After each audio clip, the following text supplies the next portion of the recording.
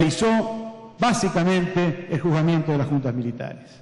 Los agravios posteriores que ha vivido la democracia, entre ellos la miseria, forman parte de la hipoteca ética que a nosotros, como militantes de la democracia, nos cabe en la cabeza. Y en consecuencia, es inmoral arguir la herencia de la dictadura para explicar nuestro fracaso en la construcción de la democracia igualadora.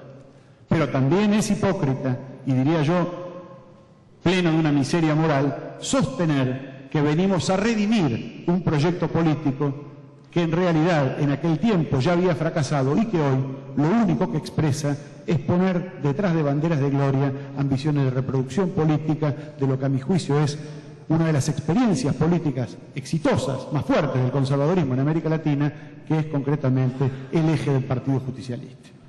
Y en ese contexto me parece que hay que salir a disputar ese espacio con estas palabras y con estas banderas, sin ningún tipo de, diría yo, menoscabo en afrontar los debates de la historia, pero fundamentalmente en afrontar los debates del futuro. La Argentina de hoy, esta que decimos que hay que tratar con cuidado, implica, entre otras cosas, que no depredemos a nuestra humanidad y que no depredemos nuestro país. Se depreda a la humanidad de un país cuando no hay respuestas de la cuna a la vejez en materia de certeza de ingresos, de acceso a bienes públicos y de condiciones materiales dignas de reproducción. Y en alguna medida se destroza una sociedad cuando el eje que une al presente con el futuro es el sacrificio de la naturaleza. Y esto que estoy diciendo no es una casualidad. Uno de los puntos centrales de esta agenda, que hay que pensar con cuidado en relación a la naturaleza y hay que pensar sin permiso en materia de la creación de riqueza, tiene que ver con un reconocimiento muy simple. Argentina está creciendo hoy sobre la base de comerse la naturaleza y del consumo de los ricos. Se trata, por el contrario, de establecer una estrategia productiva que haga respetar a la naturaleza y consumir a los pobres. Es así de simple y así de difícil.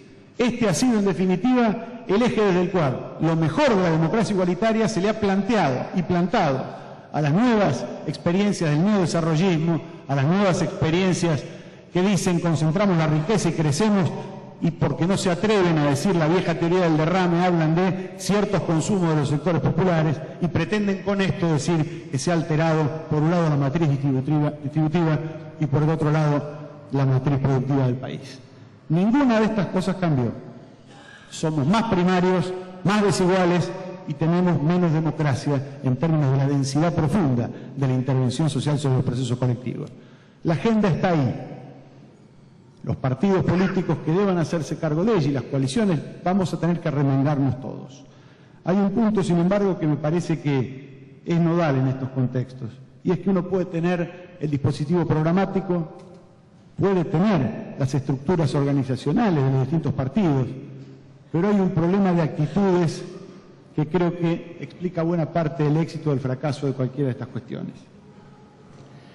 Me acordaba, pensando en esto de las coaliciones, en un viejo y muy corto, aunque delicioso cuento de Kafka, que se llama Ante la ley. Los quiero señalar brevemente porque me parece que ilumina mucho la actitud que tenemos que tener nosotros para generar coaliciones en la Argentina. Iba un campesino para entrar al lugar donde estaba la ley y lo detenía permanentemente un guardián y le decía, mire, usted no va a poder entrar. Y lo tuvo así durante años. Y ya en los momentos finales el campesino le dice al guardián, mire, yo no entiendo, dice, porque usted me dice que yo no puedo entrar a la ley y acá no viene nadie. Entonces el guardián lo mira con sorna y sabe lo que pasa. Esta puerta estaba abierta solo para usted. Como usted no se atrevió a pasar, ahora la voy a cerrar. Me parece que para que no nos aplique la historia, el cuento de Kafka Ante la ley, nosotros tenemos que plantear otro comportamiento de la política que se atreva a traspasar ese umbral, que lo traspase sin egoísmos, con mucha imaginación y con mucho coraje, porque es preferible equivocarnos en un andar que quedar extasiados en el egoísmo del sector, sabiendo que millones de argentinas y argentinos van a reproducir así sus condiciones de sufrimiento. Muchas gracias.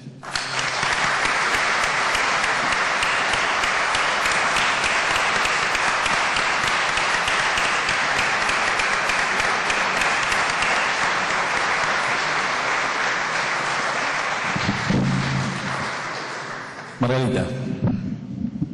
Bueno, gracias Facundo, muchísimas gracias a Martín por la invitación. La verdad es que me da una enorme alegría venir a compartir este espacio, este panel y este debate, y sobre todo la profundidad que tiene la propuesta de debatir en torno al desafío de las coaliciones políticas.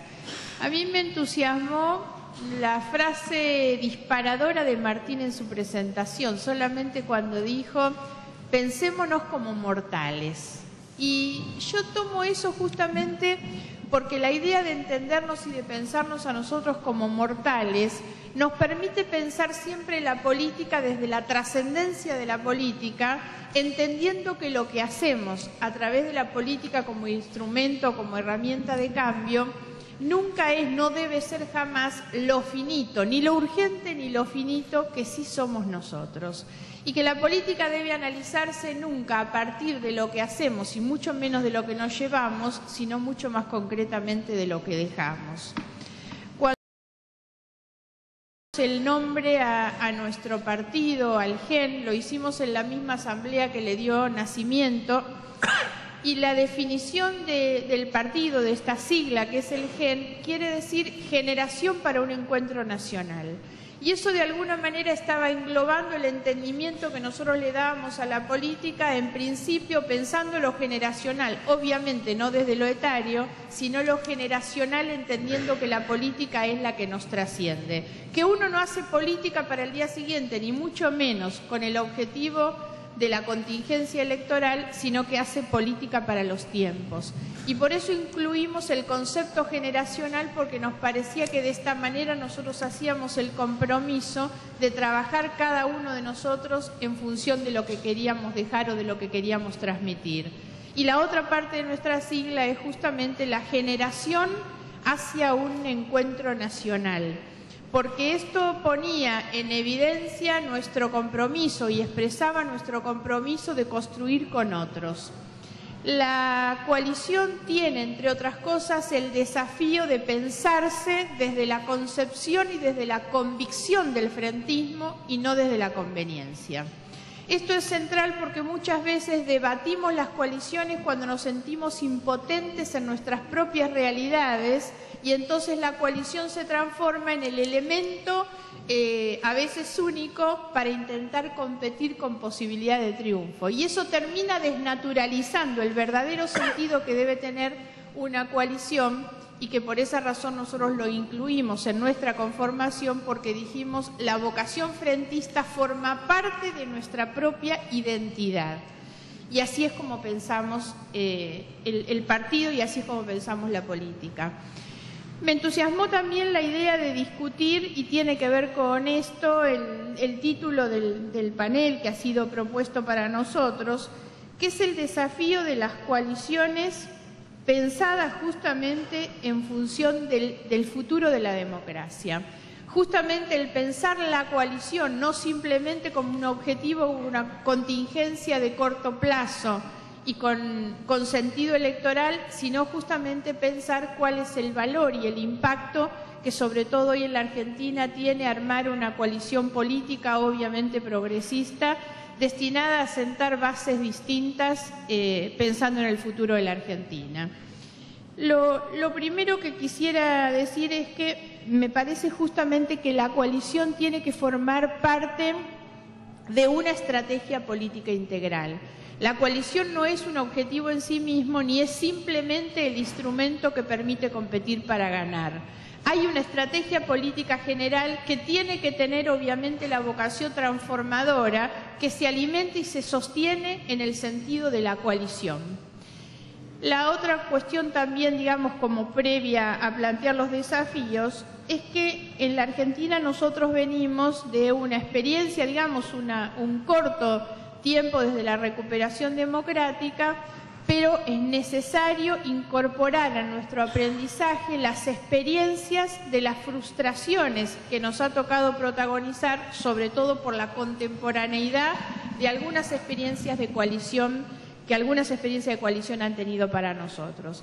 Obviamente que me refiero a la experiencia de la alianza, y me refiero también a la última experiencia, la del transversalismo ofrecida o propuesta por el kirchnerismo. Cuando no hay concepción frentista y convicción frentista y la coalición es simplemente un armado de conveniencia, eso se derrumba. Y el problema no es que se derrumbe, que se desarme, que se separen. El conflicto es el enorme retroceso que esto genera como frustración al conjunto de la ciudadanía que deposita en ese armado y en esa promesa sus propias esperanzas y obviamente las esperanzas que tienen que ver con el futuro no solo propio sino del conjunto de la democracia.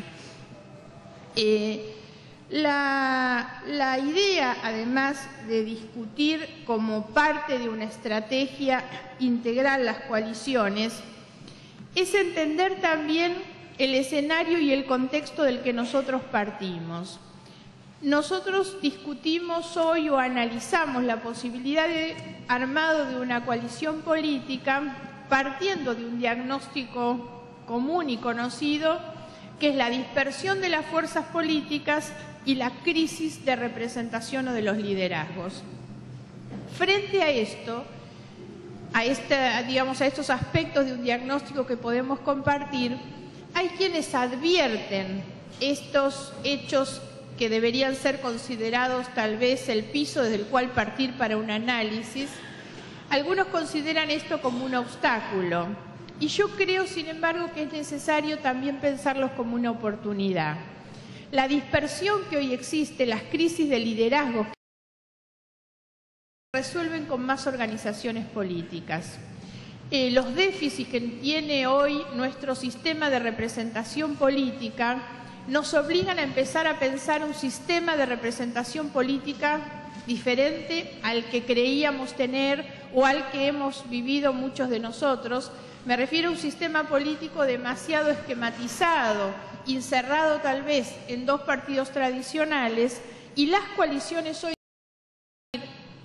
de analizar un contexto político con una sociedad que es mucho más abierta, más flexible, más plural, más diversa, y que entonces el sistema político tiene que partir de esa base que es el reconocimiento de ese estado de situación para que la representación política lo exprese de la misma manera, abierta, plural, diversa, y entendiendo e incorporando además la riqueza que produce la construcción desde lo diverso. Yo creo que esto es central, que nosotros nos animemos a recuperar esa idea de que el reconocimiento del otro como alguien con quien vale la pena discutir, debatir, acordar, dialogar, consensuar, es un valor que nos permite incorporar la riqueza del pensamiento diverso. En un contexto en el que la Argentina ha ido perdiendo los ámbitos de diálogo, de reconocimiento del otro, ha ido perdiendo también la capacidad de construir los consensos y los pisos necesarios para poder avanzar. ¿Cuáles son entonces, a partir de esto y respondiendo a la propuesta del panel, los desafíos? El primer desafío, obviamente, y por eso a mí me gusta poder venir a debatirlo en este ámbito, es construir la coalición. Tal vez lo que aparece como más dificultoso, como más complejo, creo que es el primer desafío. Y esto empieza obviamente por reconocer ese piso y ese contexto en el cual nosotros vamos a coparticipar en el armado de una coalición política, pero que tiene que tener necesariamente, además de la vocación y de la voluntad y de la convicción de que el frentismo no solamente nos mejora en términos de chances electorales, sino que nos mejora en términos de riqueza desde la diversidad, es importante también que nosotros incorporemos y analicemos la posibilidad de una coalición política, estableciendo para ella como reaseguro de su sustentabilidad las reglas y la reformulación de las prácticas que tiene que expresar también una nueva coalición política para nosotros en este tiempo.